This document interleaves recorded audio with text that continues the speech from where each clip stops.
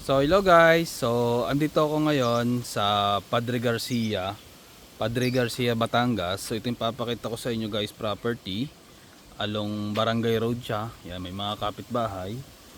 So nandito lang siya. Dito siya magsisimula. Tapos makikita nyo, two-way siya na Barangay Road. Flat lang yung area niya. May mga tanim na dalandan, niyog. So yung sukat niya guys ay 4,773.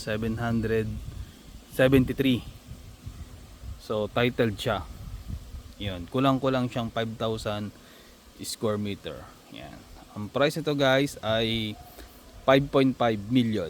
Yan, titled naman siya. Padre Garcia, Batangas to guys ha. Malapit lang to, malapit to sa Lipa. Then 1 to 2 hours lang to magmula sa Metro Manila. Yan. So yan yung property guys. Yan. So may mga niyog siya. Baybayin natin yung frontage niya. Yan. Tapos may mga tanim siyang ano to? Kalamansi? Hindi siya dalandan. Ayan oh. Ang dami niyang tanim na kalamansi oh. May kalamansi siya. Tapos yan oh. Kasi sa salubungan, two-way. Mas mahaba yung frontage niya. Yan. Kalamansi Farm. Hanggang dito siya. Yung frontage mahaba din. Nasa 60 metro yung frontage itong property.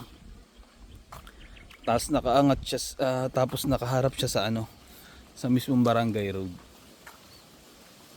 Yan, hanggang dito siya. Yan. Ayun yung kabuuan ng property niya. Kalamansi Farm. Tapos dito may mga kapitbahay na diyan sa property. So may linya ng kuryente, internet dito. Sa lugar may tubig din, may linya dito. Sa mismong property. Yan.